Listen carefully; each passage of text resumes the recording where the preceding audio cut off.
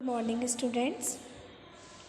बच्चों, हम सिविक्स में अपना चैप्टर 5 पढ़ रहे थे, वीमेन चेंज द वर्ल्ड।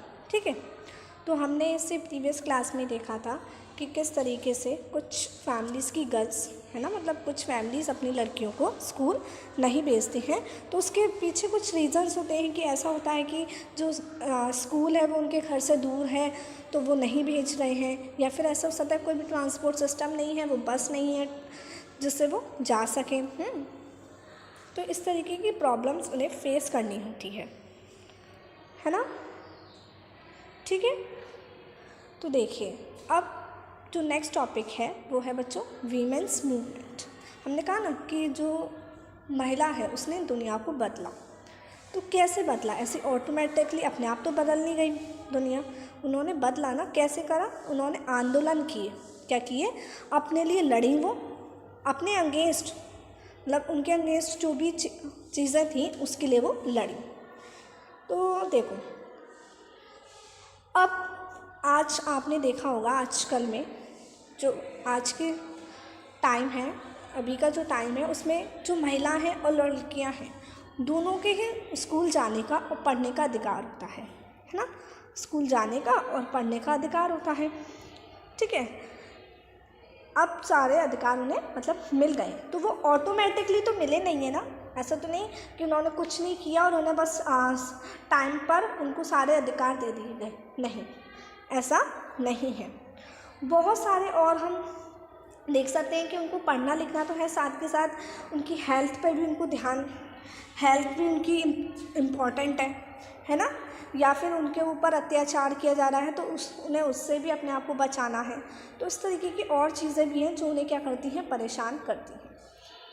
ठीक है, और अब जो सिचुएशन है, जो महिला और लड़की की जो सिचुएशन है, स्थिति है, वो अब सुधर चुकी है, सुधर गई है ना। अभी भी कुछ फैमिलीज़ में ऐसा है, बट हमें कह सकते हैं पहले से अब बहुत बेहतर है, बहुत सुधर गई है। तो ये जो चेंजेस हैं, ये जो बदलाव हैं, ये खुद नहीं हुए हैं। ये जो चेंजेस हैं, ये बदलाव खुद नहीं हुए हैं कि अपने आप ऑटोमेटिकली टाइम टू टाइम हो गए, नहीं। इसके लिए हर महिला ने बहुत ही संघर्ष किया है। हर महिला ने क्या किया है? बहुत संघर्ष किया है, मिलकर संघर्ष किया है, ताकि वो इन चेंजेस को, इन बदलाव को ला सकें। इन बदलाव को लाने के लिए हर महिला ने बहुत संघर्ष किया है। सबने मिलकर क्या किया है? संघर्ष किया है ना। और इन्हीं संघर्ष को हम कहते हैं बच्चों वीमेंस मूवमेंट, महिलाओं के आंदोलन, वीमेंस मूवमेंट। ठीक है, देखो हर महिला या फिर हम कह सकते हैं किसी भी ऑर्गेनाइजेशन, मतलब जो हर महिला इस आंदोलन का एक हिस्सा थी। हर महिला क्या थी? इस आंदोलन का हिस्सा थी, क्योंकि हर महिला चाहती थी कि उसमें बदलाव आए, कि जो उसके साथ हो रहा है उनमें क्या आए? चेंजेस आए। उसे भी पढ़ने लिखने का राइट हो, उस पर भी कोई अत्याचार ना कर सके, उसकी हेल्थ पर भी ध्यान दिया जाए। तो ये सारी चीज़ें, इन सारे चेंजेस को लाने के लिए केवल कुछ महिला ही आगे नहीं बढ़ी, सारी महिला हैं, सब इंडिविजुअली एक एक महिला अपने लिए आगे बढ़ी। ठीक है, और बहुत सारे पुरुष ने भी मदद की। ऐसा नहीं है कि ये केवल महिलाओं का ही मूवमेंट था, बहुत सारे पुरुषों ने भी सपोर्ट किया, सहयोग किया, किसको? महिला के लिए, ताकि वो इन चेंजेस को ला सकें। ठीक है, बहुत सारी चीज़ें उन्होंने की।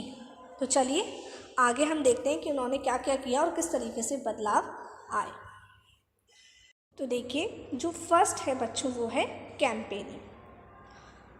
कैंपेनिंग देखो, डिस्क्रिमिनेशन के खिलाफ लड़ना है ना, जो भेदभाव हो रहा है उसके खिलाफ लड़ना, और जो उनके ऊपर अत्याचार हो रहा है, जिनके ऊपर, जो महिला हैं उनके ऊपर अत्याचार हो रहा है, तो ये उसका सबसे हम महत्वपूर्ण हिस्सा कह सकते हैं। क्या है? कैंपेन करना। क्या है बच्चों? कैंपेन। कैंपेन मीन्स होता है आंदोलन करना या फिर उस आंदोलन में भाग लेना।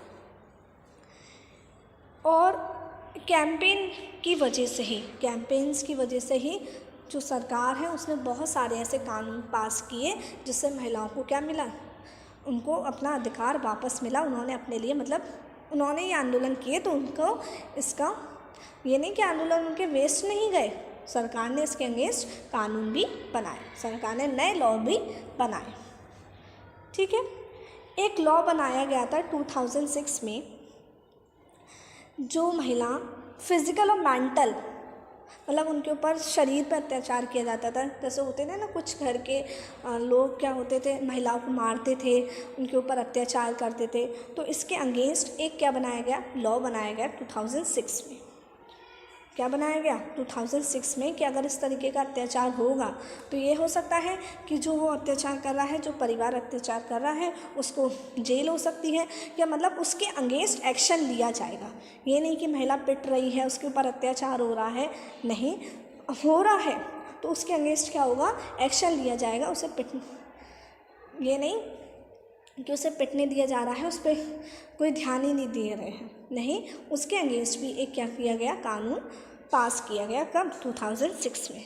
इसी तरीके से जो महिलाओं ने और अपने आंदोलन किए, जैसा आप इन पिक्चर्स में भी देख सकते हैं, पिक्चर्स के थ्रू समझ सकते हैं, वो सड़कों पर आई, उन्होंने रैलियां निकाली, अपने लिए लड़ी, है ना, अपने लिए उन्होंने लड़ना, अपने लिए क्या किया, उन्होंने लड़ा ताकि वो उन बदलाव को ला सकें कि ये जो चल रहा है ये सब क्या हो, चेंज हो, कि उनके ऊपर जो अत्याचार किया जाता है तो ऐसा अत्याचार ना किया जाए, और अगर कोई इस अत्याचार को करता है तो उसके अगेंस्ट एक्शन लिया जाए। तो 2006 में ही एक कानून पास किया गया। ठीक है, इसी तरीके से 1997 में भी सुप्रीम कोर्ट ने कुछ गाइडलाइंस निकाली थी उनके लिए। जैसे जो महिला हैं अगर बाहर काम करती हैं तो बाहर काम करने पर जैसे कोई उनके ऊपर अत्याचार ना करे, उनके साथ छेड़छाड़ ना करे, तो इसके ऊपर भी उन्होंने जो सुप्रीम कोर्ट है उसने 1997 में कानून निकाला, मतलब एक गाइडलाइंस बनाई। ठीक है, इसी तरीके से 1980 में कि अब 1980 में क्या हुआ कि जो महिला हैं उनका पूरा ग्रुप पूरी सिटी में इस बारे में बोला कि दहेज की वजह से जिन महिलाओं की क्या कर दी जाती है, मृत्यु कर दी जाती है, उनको मार दिया जाता है। किस वजह से, दहेज की वजह से, है ना। दहेज की प्रथा भी ख़त्म हो गई है, अब आपने देखा है। तो वो कैसे ख़त्म हुई, ऐसे ही ख़त्म हुई जब महिलाओं ने इसके लिए आवाज़ उठाई कि इस तरीके से दहेज के लिए किसी महिलाओं को नहीं मारना चाहिए। तो जब इसके लिए उन्होंने आवाज़ उठाई तो सरकार ने इसके लिए क्या किए, एक्शंस लिए, है ना।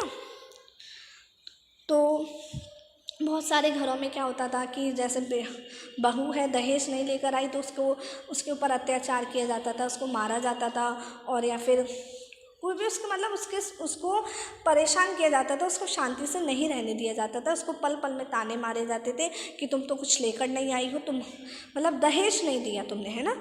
तो जो महिला है उनका पूरा समूह ने इसके लिए क्या किया, जो उनका पूरा ग्रुप था इसके लिए उन्होंने आवाज़ उठाई, रैलीज वगैरह निकाली, सड़कों पर वो आई, कोर्ट तक पहुंची, कोर्ट तक वहाँ तक पहुंची, और ये सारी चीज़ें न्यूज़पेपर में भी आने लगी, है ना।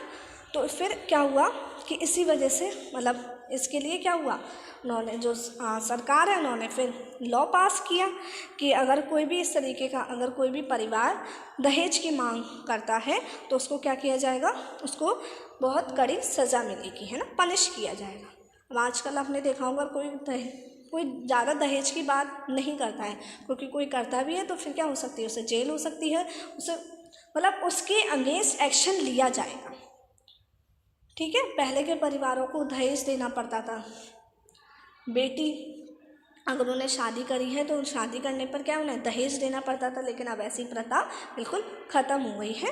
कुछ देखो पूरी तरीके से नहीं तो मोस्टली ख़त्म हो गई है ना।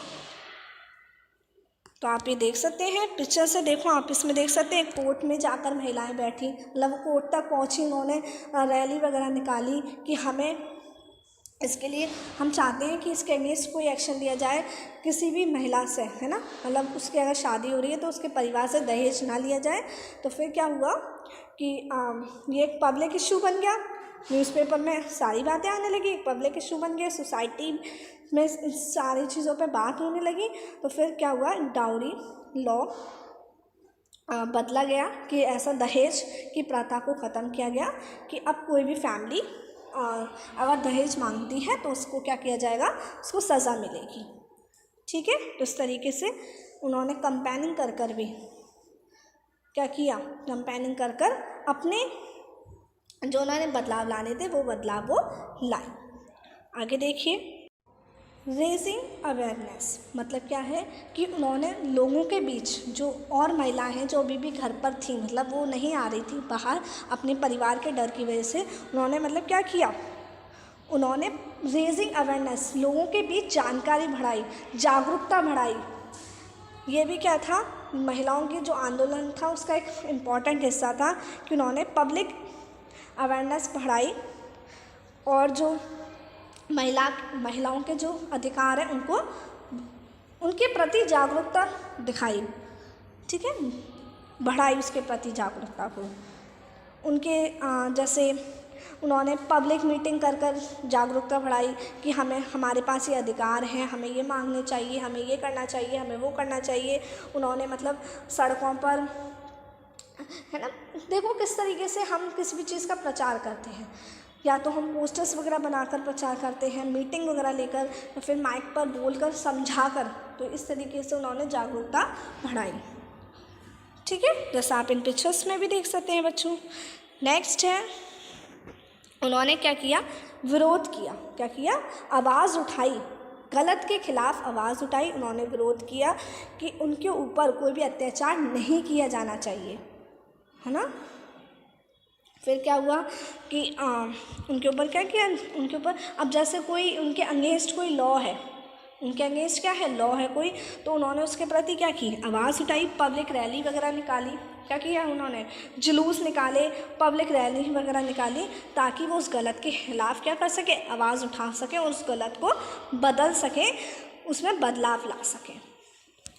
देखो आप पिक्चर्स में देख सकते हैं ना, पिक्चर में यही है कि जो क्या है, ये आवाज़ उठा रही है। इसी तरीके से तो कोई भी आंदोलन होता है। तो देखो आगे देखिए, शोइंग सॉलिडेरिटी, इसका मतलब क्या है कि उन्होंने एकजुटता दिखाई कि हम सब क्या हैं, एक हैं। ये नहीं कि अगर वो अलग वर्ग की है और मैं अलग वर्ग की हूँ, नहीं, हम अलग अलग हैं लेकिन फिर भी क्या है, हम आंदोलन कर रहे हैं, हम सब एक हैं, क्योंकि हैं तो हम एक महिला ही ना। तो उन्होंने क्या किया, उन्होंने हर एक महिला के प्रति, मतलब हर एक दूसरी महिला के प्रति क्या दिखाई, एकजुटता दिखाई। और अगर किसी के साथ गलत होता था तो ये नहीं कि केवल उसी का परिवार है तो वही देखेगी, नहीं, सारी महिलाएं उसके, मतलब उसके साथ किसी के साथ गलत हो रहा है तो सारी महिलाएं उसके प्रति क्या करती थी, आवाज़ उठाती थी, एकजुट रहती थी। जैसा आप इस पिक्चर में देख सकते हैं ना, सब कैसे रहते हैं, एकजुट हैं, हम सब एक हैं। तो इस तरीके से उन्होंने बहुत सारे क्या किए बच्चों, आंदोलन कर कर बहुत सारे बदलाव लेकर आए। और बदलाव आप देख सकते हैं कि आज बहुत सारी चीज़ें बिल्कुल ही ख़त्म हो गई हैं। जैसे हम देख सकते हैं कि अब महिलाओं और लड़कियों को ये नहीं होता कि आपको स्कूल नहीं भेजा जाएगा, ऐसा नहीं है, उनको स्कूल भेजा जाता है, उनको पढ़ाया लिखाया जाता है। मैंने आपको स्टार्टिंग में ही बताया था कि अगर हम चाहते हैं कि जो महिला है वो स्ट्रॉन्ग बने, हमारा सबसे मेन काम है कि हम उन्हें क्या कर दें, शिक्षित कर दें। क्योंकि शिक्षित करने से क्या होगा, उन्हें सही गलत की पहचान होगी और उन्हें पता होगा कि हमें क्या करना है, या हमारे साथ अगर कुछ हो रहा है तो वो गलत है या सही है, ठीक है।